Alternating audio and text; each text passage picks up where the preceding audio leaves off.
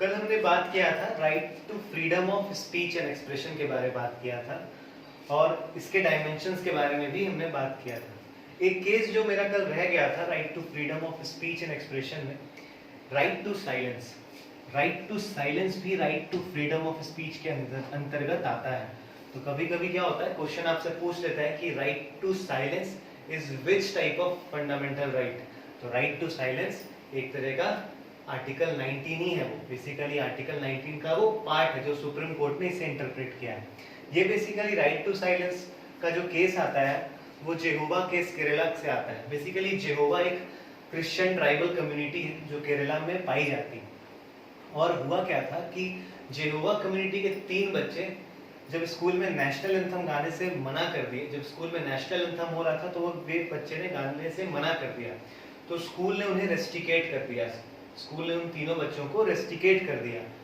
उसके बाद हुआ क्या कि रिट पिटीशन फाइल हुआ और सुप्रीम कोर्ट में केस गया।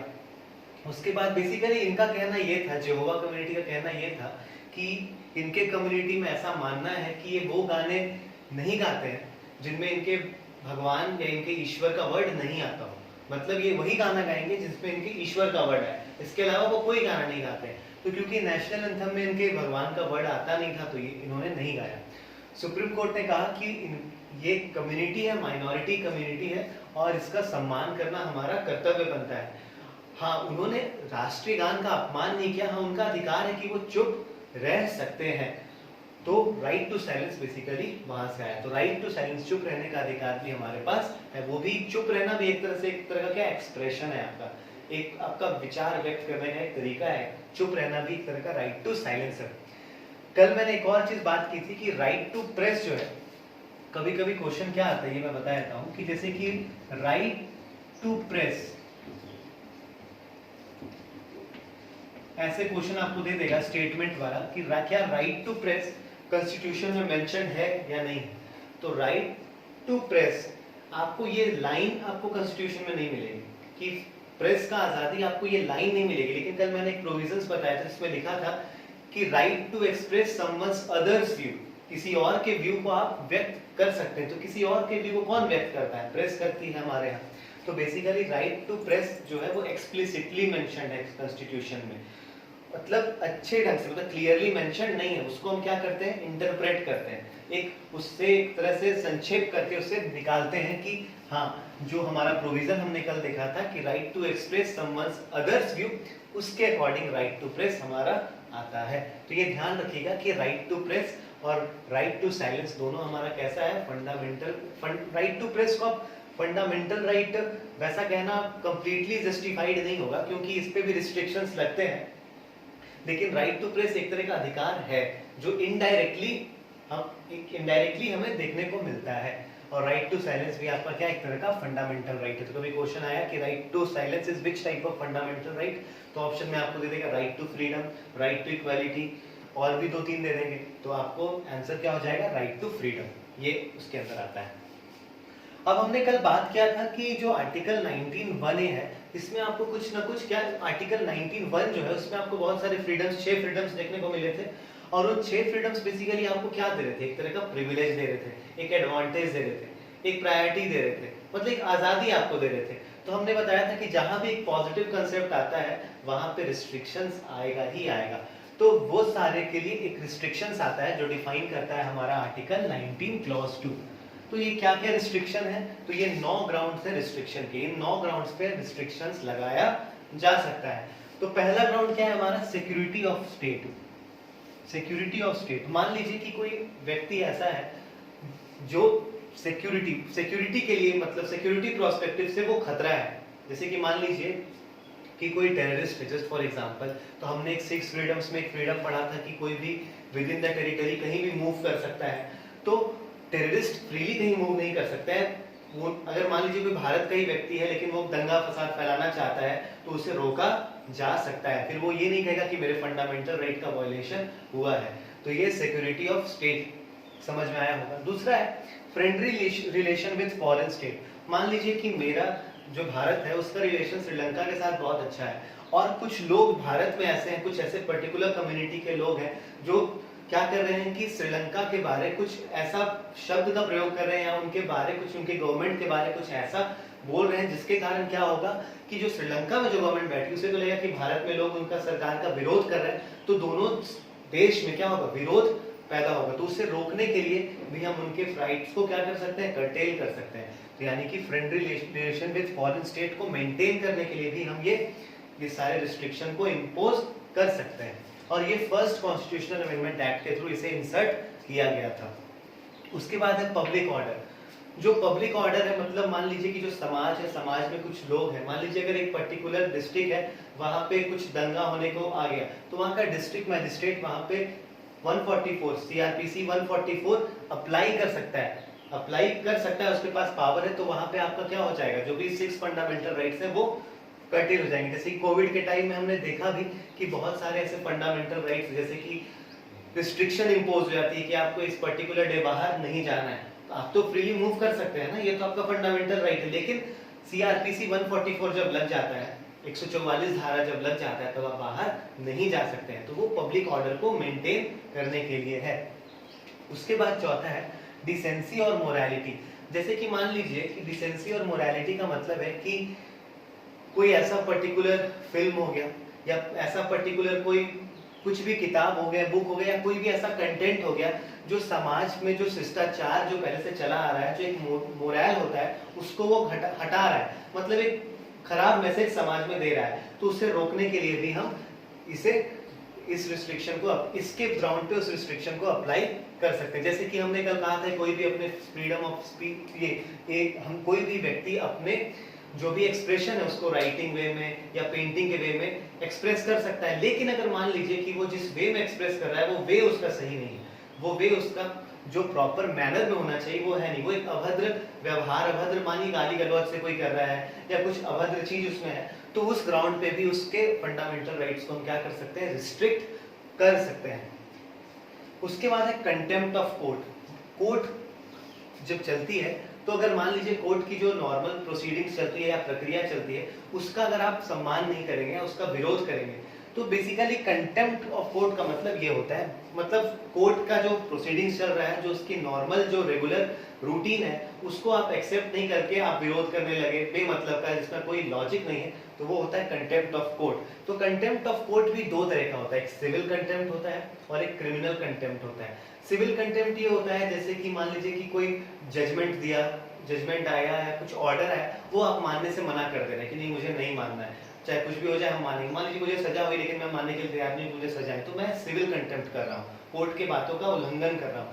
लेकिन क्रिमिनल कंटेम्प्ट का मतलब है कि मान लीजिए कि कोई मेरा एक्शन ऐसा हो गया जिसके कारण कोर्ट का जो इज्जत है उस पर खतरा आ जाए, मानिए मैंने जज को पीट दिया, तो वो मेरा क्या है, क्रिमिनल कंटेम्प्ट के केस में आ जाएगा। तो दोनों केस में सजा अलग अलग है, वो हमें ज्यादा जानने की जरूरत नहीं है, वो लॉ का पार्ट हो जाता है। उसके बाद जो दूसरा ग्राउंड आता है वो है डिफेमेशन का ग्राउंड आ जाता है। डिफेमेशन का मतलब होता है मानहानि। मान लीजिए कि मैं किसी व्यक्ति के रेपुटेशन को लेकर के कुछ अभद्र उससे कह दूं, तो उसका क्या होगा, रेपुटेशन खराब हो जाएगा।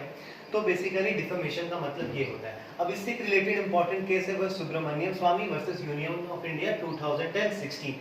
इस केस में बेसिकली हुआ ये था कि जब डिफेमेशन होता है, मानहानि का केस होता है, तो ये भी दो टाइप का होता है, एक सिविल डिफेमेशन और एक होता है क्रिमिनल डिफेमेशन। तो सिविल डिफेमेशन में आपको नॉर्मल फाइन वाइन लगा करके आपको छोड़ दिया जाता है, और क्रिमिनल डिफेमेशन में क्या होता है कि आपको 3 साल का जेल भेजा जाता है। और ये 3 साल जेल भेजने का जो प्रोविजन है वो आईपीसी सेक्शन 499 और 500 में मेंशन है। तो बेसिकली उसमें क्या हो रहा था कि डायरेक्टली आपको जेल भेज दिया जाता था। डिफेमेशन का मतलब आप किसी व्यक्ति के बारे में कुछ उल्टा सीधा कह दिए, तो और वैसा कुछ कह दिए जिससे उसके रेपुटेशन को बहुत ज्यादा मतलब लॉस हुआ है, तो क्या हो सकता था, आप पे क्रिमिनल डिफेमेशन का चार्ज लग सकता था, और आईपीसी के ये 2 सेक्शन से आपको 3 साल की जेल हो सकती थी। तो बेसिकली केस फाइल हुआ सुप्रीम कोर्ट में, और उसने कहा कि fundamental right speech and expression का क्या हो रहा है, वायलेशन हो रहा है। कि हम अगर माने किसी के लिए कुछ बुरा बोले, तो हो सकता है कि वो सही चीज बोले हो, अब वो आदमी गलत बात है, वैसा मान लीजिए कोई व्यक्ति करप्ट है और हम उसके बारे में कह रहे हैं, तो वो तो इंसान जो करप्ट है वो तो बोलेगा कि मेरे बारे तुम ऐसा कैसे बोल सकते हो, तो वो तो डिफेमेशन का केस हो गया। लेकिन अब ये जो व्यक्ति ये भी कह रहा है, ये भी बोलेगा नहीं हम तो सही बोल रहे हैं, वो तो है चोर। तो बात तो अब यहाँ पे ये आ गई ना, तो फिर उसमें क्या होता था कि उस जो पावरफुल व्यक्ति थे वो ऐसे ऐसे लोग को जेल में बंद कर देते थे। तो इस केस के, लेकिन सुप्रीम कोर्ट ने कहा कि रेपुटेशन, एक डिग्निफाइड लाइफ जो होता है वो रेपुटेशन के बिना नहीं आ सकता है।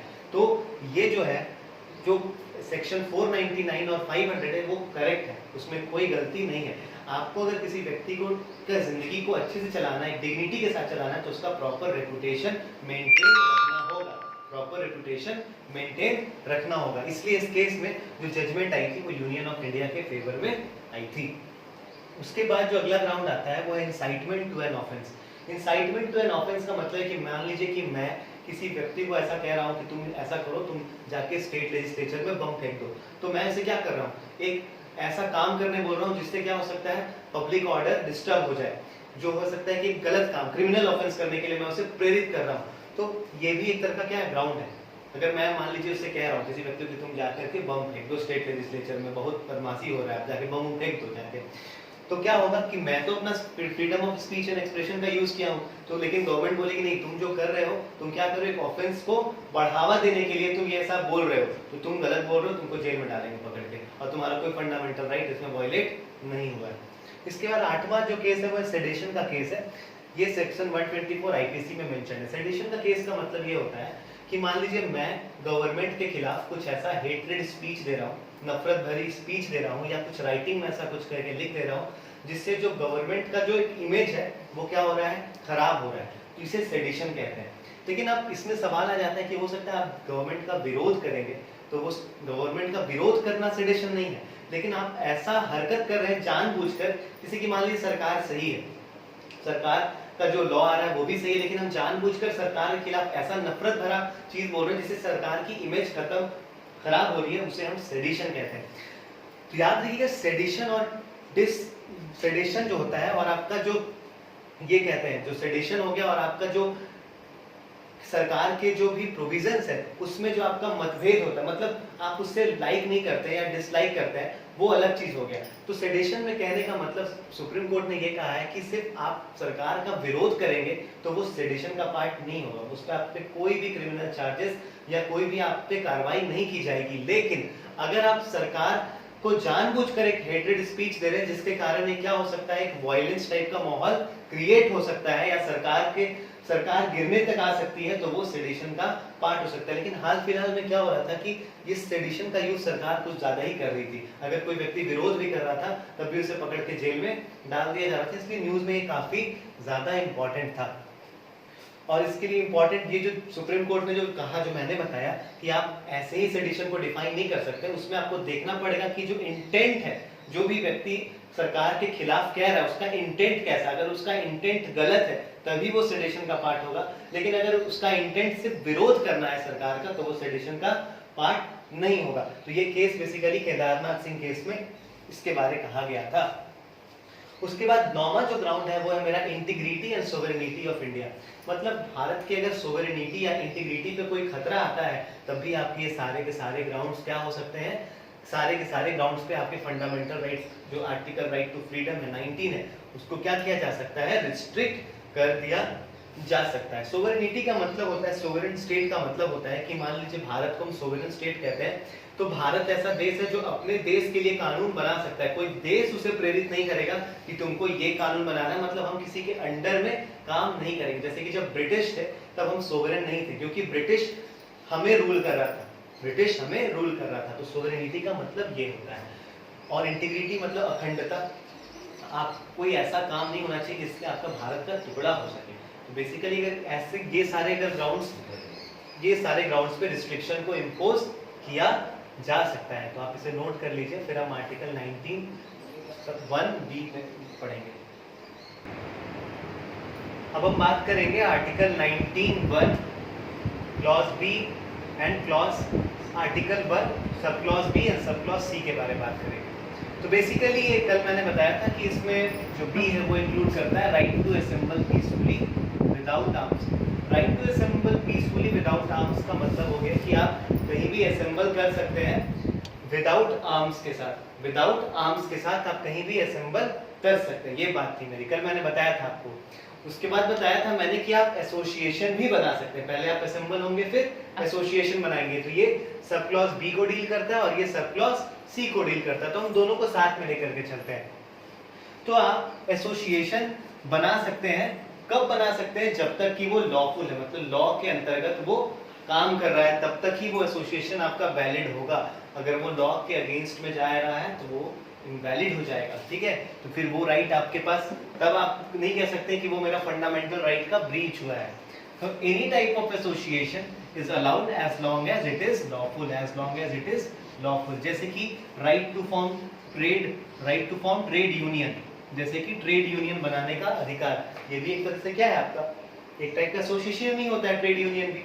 तो ये भी आपका क्या है, ट्रेड यूनियन कब तक सही है? जब तक वो लॉ के अंतर्गत काम कर रहा है। तीसरे अगर प्रॉपर्टी की बात करें तो ये बताता है एसोसिएशन किस तरह से, मतलब एसोसिएशन में क्या क्या हो सकता है बेसिकली। तो ये जो प्रोविजन है, जो एसोसिएशन बनाने का प्रोविजन है, इसका स्कोप इंक्लूड करता है राइट टू स्टार्ट या स्टॉप या ज्वाइन और resign from an association.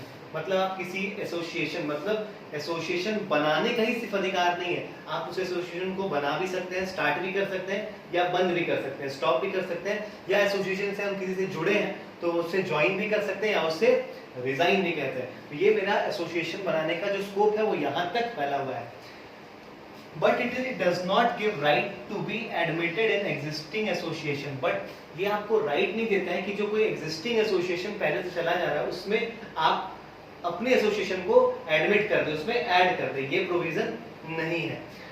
Fourth जो मेरा ये कहता है, कैरेक्टरिस्टिक कहता है, वो ये कहता है कि क्या राइट टू स्ट्राइक करना क्या फंडामेंटल राइट है? तो नहीं, जो राइट टू स्ट्राइक है बेसिकली वो मेरा फंडामेंटल राइट नहीं है। ये कैसा राइट है? It is a statutory right. तो बहुत बार क्वेश्चन पूछता है एग्जाम में कि क्या right to strike fundamental right है? तो आपको लगता हो कि एसोसिएशन बनाना, ट्रेड यूनियन बनाना, तो आप इजीली मार देते हैं राइट टू फ्रीडम का पार्ट, लेकिन ये फंडामेंटल राइट नहीं है। ये कैसा राइट है? स्टैट्यूटरी राइट है। अब स्टैट्यूटरी राइट है तो कोई ना कोई लॉ तो होगा, कोई लॉ, यानी कि स्टैट्यूटरी का मतलब क्या है? पार्लियामेंट कोई लॉ बना रही है, उससे उन्हें वो राइट्स मिल रहा है। मैंने आपको बताया था मेरे फर्स्ट वीडियो में। तो बेसिकली ये राइट टू स्ट्राइक है, इसे जो पावर मिलता है वो कौन से एक्ट से मिलता है? तो industrial dispute act 1947। Industrial dispute act 1947। Basically ज्यादातर स्ट्राइक्स कहाँ होते हैं? इंडस्ट्री रिलेटेड कारखानों में ज्यादातर स्ट्राइक होते हैं। क्यों? अपने कुछ डिमांड्स को फुलफिल करने के लिए। अब ये अगर स्ट्राइक, अगर मान लीजिए कि स्टैट्यूटरी राइट है तो एक तरह का राइट तो है, तो मतलब वो स्ट्राइक कर सकते हैं। अब ये स्ट्राइक करते कैसे? तो स्ट्राइक करने से पहले जो उनका यूनियन लीडर होगा उसे क्या होगा? प्रायर नोटिस देना पड़ेगा। जिस कंपनी के जो हेड होंगे, सीईओ होंगे, उसे वो नोटिस देना पड़ेगा, मतलब प्रायर नोटिस तो उन्हें देना पड़ेगा। और जो पार्टिसिपेशन होगा, जैसे कि मान लीजिए यूनियन लीडर ने कहा कि हम स्ट्राइक पे जाएंगे, तो स्ट्राइक पे जाने का मतलब ये नहीं हुआ कि सारे वर्कर्स का कंपल्शन है कि स्ट्राइक पे जाए। हाँ, जिस वर्कर को मन कर रहा है स्ट्राइक पे जाने का वो स्ट्राइक पे ही जाएंगे। आप किसी को फोर्सफुली, आप किसी को नहीं कह सकते कि आओ तुम स्ट्राइक का पार्टिसिपेंट बनो। तो ये पार्टिसिपेशन भी कैसा है? वॉलेंटरी है, पार्टिसिपेशन भी वॉलेंटरी। और एक और चीज की, स्ट्राइक करने से एसेंशियल सर्विस पे कोई प्रभाव नहीं पड़ना चाहिए। एसेंशियल सर्विसेज पे कोई प्रभाव नहीं पड़ना चाहिए। एसेंशियल सर्विसेज का मतलब है कि मान लीजिए कि इलेक्ट्रिसिटी है, जस्ट फॉर एग्जांपल इलेक्ट्रिसिटी है, और मान लीजिए कि बिजली विभाग के कुछ लोग स्ट्राइक पे अगर चले गए और उन्होंने कह दिया कि बिजली देंगे ही नहीं, उन्होंने कह दिया हम बिजली देंगे नहीं, तो ये उनका स्टैट्यूट, वो गलत है। वो आप एसेंशियल सर्विस, इलेक्ट्रिसिटी एक तरह का क्या एसेंशियल सर्विसेज है, या किसी को फूड सप्लाई करना, फूड सप्लाई भी एक एसेंशियल सर्विसेज है, वाटर सप्लाई हो गया एसेंशियल सर्विसेज। तो अगर ऐसे सर्विसेज अगर आपके इफेक्ट हो जा रहे हैं स्ट्राइक के कारण, तो वो स्ट्राइक आपका वैलिड नहीं माना जाएगा और आपके खिलाफ कार्रवाई की जाएगी। उसके बाद एक और चीज आता है, तो क्या बंद, जो बंद होता है, जैसे कि नक्सल का बंद होता है, कुछ पार्टीज का बंद होता है, तो क्या बंद जो होते हैं वो क्या लीगली सही है? तो नहीं, बंद करने का अधिकार हमें कहीं से नहीं है। ना ही स्टैट्यूटरी लॉ कोई बंद करने का आदेश देता है, ना ही कोई कॉन्स्टिट्यूशनल प्रोविजंस हमें देता है, ठीक है। तो यानी कि there is no right to bandh. हालांकि फिर भी कई बार बंद होता है, तो वो क्यों होता है कि ऐसा क्यों कहा गया कि बंद करने का राइट नहीं दिया गया? क्योंकि ये पता होता है कि जब अगर बंद होगा तो हो सकता है कि कुछ ऐसा इंसिडेंस हो जाए, क्योंकि वहाँ एक फियर होता है, डर होता है कि कहीं गोली चल जाएगी, कहीं आपस में दो कम्युनिटीज में आपस में लड़ाई हो जाएगी। तो बेसिकली इसलिए बंद करना को एक राइट के तौर पर दिया नहीं गया है। इसके बाद है कि ये सारे जो राइट्स हैं, जो एसोसिएशन बनाना और असेंबल पीसफुली होना, ये क्या कभी हमेशा के लिए वैलिड है? तो नहीं, ये आपके रिस्ट्रिक्ट किए जा सकते हैं। तो किन ग्राउंड्स पे?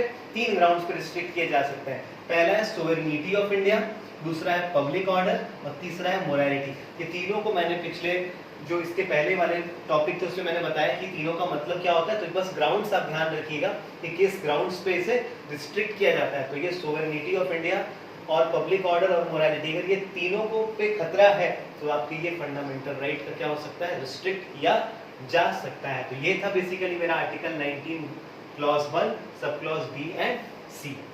तो आगे हम देखते हैं क्या होता है, तो आप इसे नोट डाउन कर लीजिए।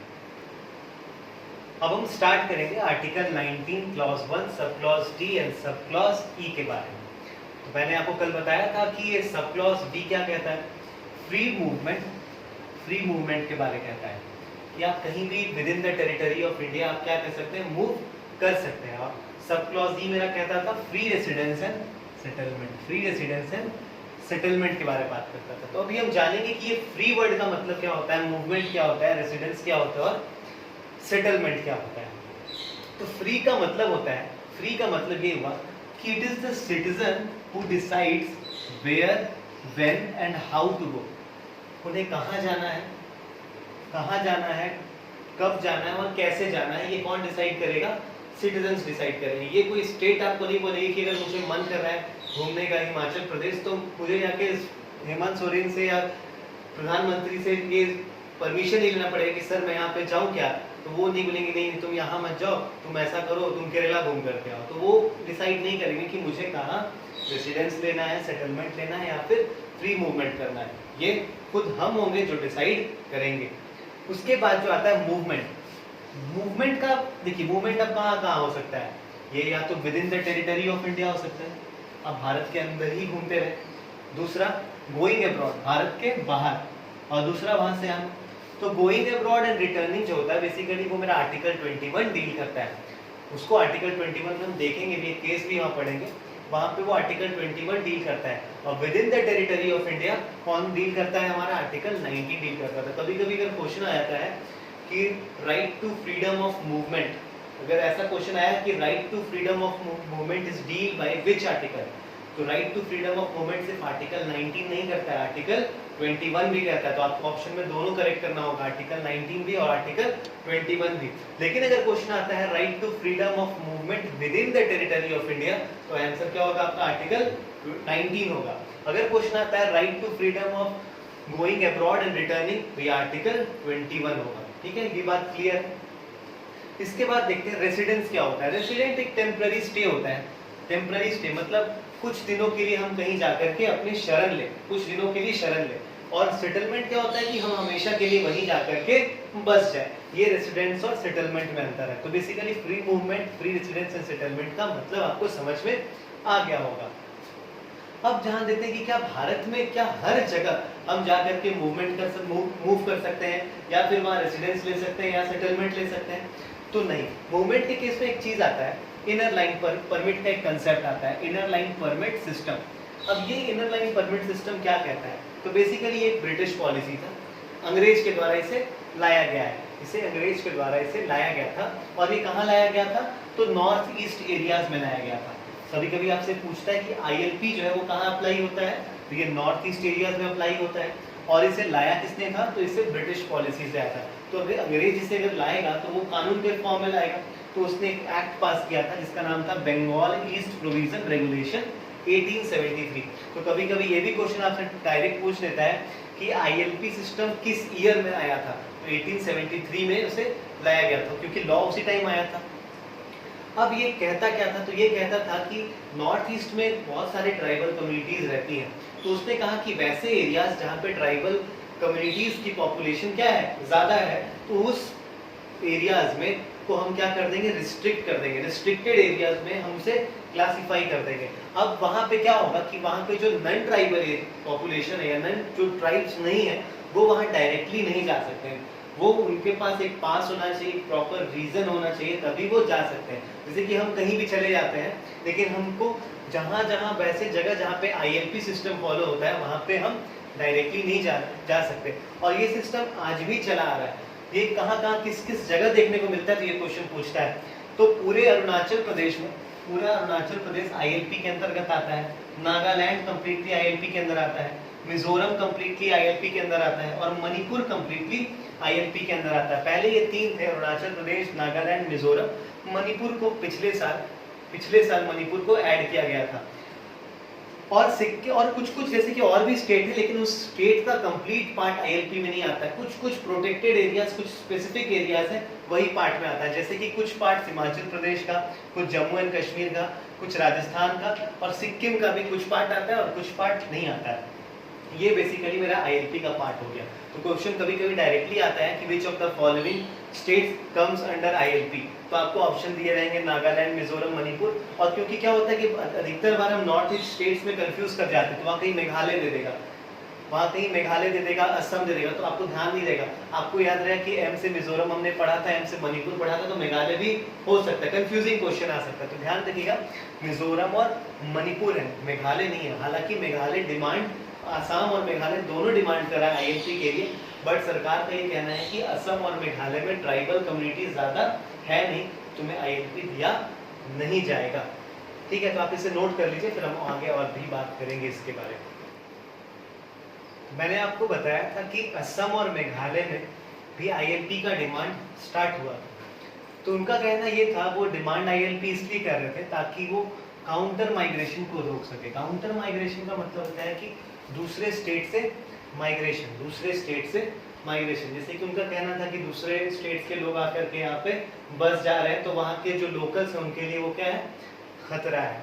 लेकिन सरकार ने कहा कि तुम्हारे पास डोमिनेंट ट्राइबल पॉपुलेशन नहीं है, इसलिए तुम्हें आईएलपी नहीं प्रोवाइड की जाएगी। फिर भी अभी भी ये लोग अपना विरोध कर ही रहे हैं।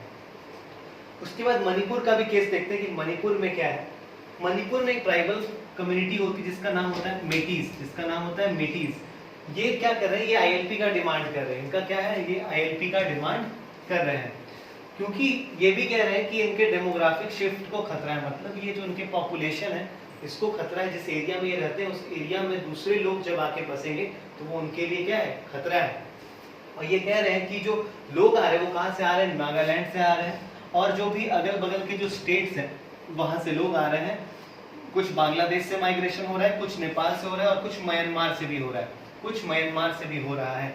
ये डिमांड कर रहे मेटीज वहां के। लेकिन प्रॉब्लम वहां क्या आ रहा है, प्रॉब्लम वहां ये नहीं है, प्रॉब्लम वहां आ रहा है कि वहां जो दूसरी ट्राइबल कम्युनिटी है जो कि नागाज एंड कुकी है, वो इसका विरोध कर रही है, तो इसके कारण क्या हो रहा है कि जो दो कम्युनिटी है, तो नागा कुकीज एक कम्युनिटी हो गई क्योंकि वो अपोज कर रहे हैं, और दूसरा जो मेटीज है ये मांग कर रहे थे, तो दोनों के बीच में जो विरोध चल रहा है, जिसके कारण अभी भी इन्हें आईएलपी दिया नहीं गया है। चौथा जो मेरा प्रोविजन है वो ये है कि जो फॉरेनर्स होते हैं उन्हें अलाउड नहीं किया जाता है कुछ सर्टेन प्रोटेक्टेड एरियाज में, जो कि इकोलॉजिकली और स्ट्रेटेजिकली क्या है, सेंसिटिव है। जैसे कि मान लीजिए कुछ ऐसा जगह है जहाँ पे आपको पता है कि अगर यहाँ से फॉरेनर गए तो वो उनके जो स्ट्रेटेजिकली जो एरिया, जिस हिसाब से जो एरिया का इंपॉर्टेंस है, वो शायद हो सकता है इस एरिया का इंपॉर्टेंस को अच्छे समझ जाए, जान पाए, और जाके अपने देश में कुछ भी कह सकते हैं, खुफिया जासूसी भी कर सकते हैं वो, और इकोलॉजिकली प्रोस्पेक्टिव से भी आप उन्हें अलाउ नहीं कर सकते हैं। जो पांचवा है ये मेरा है कि रेसिडेंस एंड सेटलमेंट, कि रेसिडेंस एंड सेटलमेंट आप कहाँ कर सकते हैं। आप मैक्सिमम जगह कर ही सकते हैं, लेकिन कुछ जगह रिस्ट्रिक्शन है, जैसे कि हिमाचल प्रदेश में, निकोबार एंड अंडमान में, और जम्मू कश्मीर में पहले था, अब नहीं है। अब आप वहाँ पे भी प्रॉपर्टी खरीद सकते हैं, लेकिन उसमें भी कुछ है कि आप कुछ एग्रीकल्चरल लैंड वगैरह नहीं खरीद सकते हैं, लेकिन फिर भी आप वहाँ पे प्रॉपर्टी खरीद सकते हैं।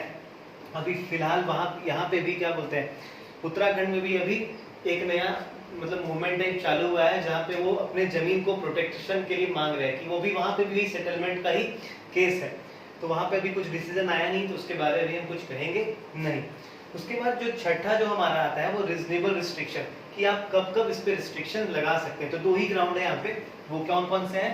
इंटरेस्ट ऑफ जनरल पब्लिक और interest of STs. General public के इंटरेस्ट में आप इस ये जो राइट है उसको आप क्या कर सकते हैं? रिस्ट्रिक्ट कर सकते हैं, या फिर शेड्यूल्ड राइट्स के इंटरेस्ट को लेकर के आप इसे रिस्ट्रिक्ट कर सकते हैं। तो बेसिकली ये था मेरा article 19(1) sub clause D and ई। अब नेक्स्ट वीडियो में मैं आपको बात करूंगा article 19 clause 1 sub clause F और जी के बारे में, और मेरा आर्टिकल 19 हो जाएगा कंप्लीट नेक्स्ट वीडियो में। और टाइम मिला तो हम आर्टिकल 20 को भी स्टार्ट कर देंगे नेक्स्ट वीडियो में। तो थैंक यू वेरी मच।